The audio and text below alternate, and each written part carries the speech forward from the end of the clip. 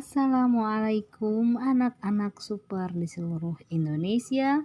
Berjumpa lagi bersama Ibu dalam video pembelajaran tematik kelas 5. Menemani kalian selama BDR didampingi oleh orang tua yang super hebat.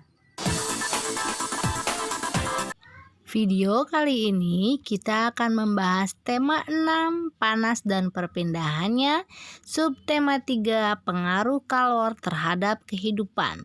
Jangan lupa anak-anak Ibu untuk klik tombol subscribe serta bunyikan lonceng dan share ke teman-teman kalian yang lain supaya mereka bisa menikmati video pembelajaran ini di rumah.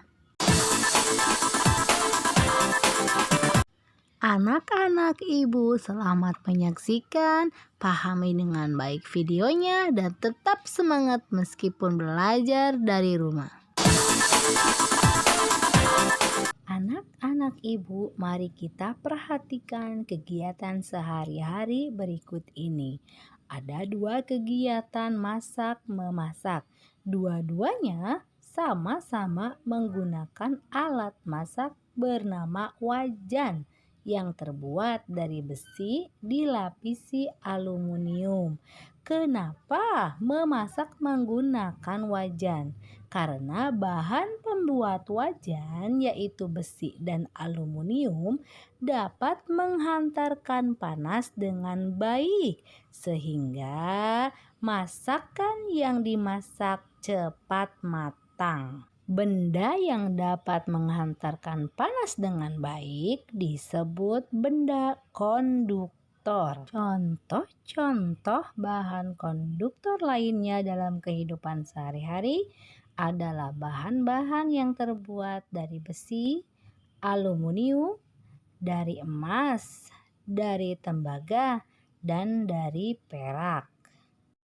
Anak-anak Ibu, mari kita perhatikan lagi 2 kegiatan masak-memasak tadi. Kali ini kita akan memperhatikan tentang alat yang digunakan untuk mengaduk-ngaduk masakan. Keduanya sama-sama menggunakan alat yang terbuat dari kayu. Mengapa menggunakan alat yang terbuat dari kayu? Karena kayu adalah bahan yang tidak bisa menghantarkan panas, sehingga panas itu tidak sampai ke tangan kita. Benda yang tidak dapat menghantarkan panas disebut benda isolator. Contoh-contoh bahan isolator yang ada di sekitar kita yaitu keramik, kaca, plastik, karet, dan kayu. Berikut adalah contoh bahan konduktor dan isolator yang ada di sekitar kita. Yang pertama, setrika. Pegangan setrika berbahan isolator sedangkan alat setrika berbahan konduktor. Kemudian panci. Pegangan panci berbahan isolator sedangkan bagian untuk memasaknya berbahan konduktor. Ada oven. Pemanggang pada oven berbahan aluminium yaitu konduktor, sedangkan pegangan pada pintu oven berbahan isolator. Ada juga mesin motor atau mobil yang terbuat dari bahan baja yaitu campuran besi dan aluminium termasuk ke dalam bahan konduktor. Berikutnya adalah selimut. Selimut memerangkap udara. Udara adalah isolator sehingga tidak menghantarkan panas yang keluar dari tubuh kita. Berikutnya adalah termos. Bagian dalam termos terbuat dari aluminium berbahan konduktor, sedangkan bagian luarnya terbuat dari plastik bahan isolator. Berikut adalah bagian-bagian termos dan keterangan-keterangannya. Nah, anak-anak Ibu, gambar seperti ini bisa kita sebut dengan gambar cerita. Apa itu gambar cerita? Gambar cerita adalah gambar yang menceritakan suatu adegan atau peristiwa. Fungsi gambar cerita: 1. Memperjelas alur atau isi cerita. 2. Memperjelas isi pesan dalam promosi suatu barang. 3. Menarik perhatian. 4. Menambah nilai artistik atau keindahan. Dan 5. Sarana untuk mengungkapkan perasaan penggambarnya. Gambar cerita bisa juga disebut dengan gambar yang menunjukkan kegiatan orang-orang atau binatang-binatang dalam suatu peristiwa. Menggambar cerita bisa menggunakan media teknik kering dan media teknik basah. Media teknik kering menggunakan pensil, krayon, pulpen atau spidol, sedangkan teknik basah menggunakan cat air, tinta, atau media lain yang memerlukan air untuk pengencer. Pada gambar dengan menggunakan media kering, biasanya digunakan teknik arsir. Teknik arsir dibuat dengan menorehkan pensil, spidol, atau alat lain berupa garis-garis berulang yang menimbulkan kesan gelap terang dan kesan adanya dimensi. Selain teknik arsir, ada juga teknik blok. Teknik blok adalah teknik menutup gambar dengan menggunakan satu warna, sehingga menimbulkan kesan siluet atau blok. Sedangkan cara penggunaan media basah biasanya memerlukan kuas untuk mengaplikasikan cat air ataupun cat poster.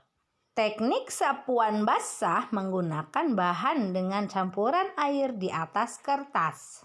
Anak-anak ibu jika sudah selesai menggambar, sampahnya tidak boleh dibuang di kelas ataupun halaman sekolah. Hal ini mengurangi kenyamanan para pelajar lain belajar di sekolah. Membuang sampah ke sungai pun itu dilarang. Sungai menjadi kotor dan tercemar, serta menyebabkan menurunnya kualitas lingkungan sekitar dan banjir, sehingga membuat masyarakat merasa tidak nyaman. Juga ketika kita membuang sampah sembarangan di jalan raya, sampah menjadi menumpuk. Hal ini mempengaruhi kenyamanan dan keamanan para pengguna jalan tersebut. Peristiwa-peristiwa yang seperti tadi itu anak-anak ibu kita sebut dengan permasalahan sosial yang ada di sekitar kita. Masih ada lagi anak-anak ibu, yaitu contohnya kemacetan lalu lintas yang disebabkan oleh para pengguna jalan yang tidak mematuhi aturan lalu lintas yang ada, menimbulkan ketidakamanan dan ketidaknyamanan para pengguna jalan dan masyarakat sekitarnya. Contoh yang lainnya adalah berdirinya bangunan liar yang tidak pada tempatnya. Hal ini menyebabkan masalah kesehatan dan kebersihan lingkungan yang menimbulkan ketidaknyamanan masyarakat pada umumnya. Interaksi manusia dengan lingkungan yang kurang baik membawa pengaruh buruk terhadap pembangunan, baik itu sosial, budaya, maupun pembangunan ekonomi. Peran masyarakat terhadap lingkungan sosial budaya bisa dilakukan dengan cara menghargai warisan nenek moyang, dengan menjalankan tradisi yang menghargai alam sebagai sumber kehidupan. Salah satu contohnya yaitu kegiatan yang dilakukan oleh para perajin batik osing di Kabupaten Banyuwangi. Mereka merupakan industri rumah tangga yang memanfaatkan bahan alam sebagai pewarna alami, sehingga mereka melakukan interaksi manusia dengan lingkungan yang seimbang. Menjaga kebersihan lingkungan, menjaga ketertiban lingkungan, dan menjaga kenyamanan lingkungan merupakan kewajiban semua warga masyarakat yang ada. Apa itu kewajiban? Kewajiban adalah sesuatu yang harus dilakukan dengan penuh tanggung jawab. Sedangkan tanggung jawab adalah keadaan wajib menanggung segala sesuatunya dengan sadar. Ketika kita melaksanakan kewajiban dengan penuh tanggung jawab, kita akan menerima kenyamanan dan keamanan dari lingkungan sekitar. Itulah yang disebut dengan hak. Apa itu hak? Hak adalah segala sesuatu yang seharusnya sudah dimiliki oleh setiap orang sejak lahir. Anak-anak ibu, kita akan mencoba membuat ringkasan dari video yang telah kalian simak tadi. Ringkasannya, video tadi berisi tentang penjelasan konduktor, isolator, bahan konduktor dan isolator, gambar cerita, permasalahan sosial di sekitar kita, interaksi manusia dengan lingkungan, dan membahas tentang hak, kewajiban, dan tanggung jawab sebagai warga. Apa itu ringkasan? Ringkasan adalah penyajian cerita panjang ke dalam bentuk yang lebih singkat dan efektif. Ringkasan juga merupakan intisari sebuah karangan atau sebuah penjelasan. Langkah-langkah membuat ringkasan: yang pertama, membaca atau mendengarkan dan beri tanda penting setiap pembahasan. Yang kedua, catat gagasan utama. Dan yang ketiga, menyusun ringkasannya. Nah, anak-anak ibu bisa mencoba membuat ringkasan dari cerita-cerita yang ada di buku siswa pada tema 6. Demikianlah anak-anak super di seluruh Indonesia, video pembelajaran tematik pada kali ini. Semoga bermanfaat untuk menemani kalian selama belajar dari rumah. Jangan lupa klik tombol subscribe dan share ke seluruh teman-teman kalian yang lain yang juga membutuhkan video pembelajaran selama belajar dari rumah. Sekian dan terima kasih. Sampai jumpa lagi. Wassalamualaikum warahmatullahi wabarakatuh.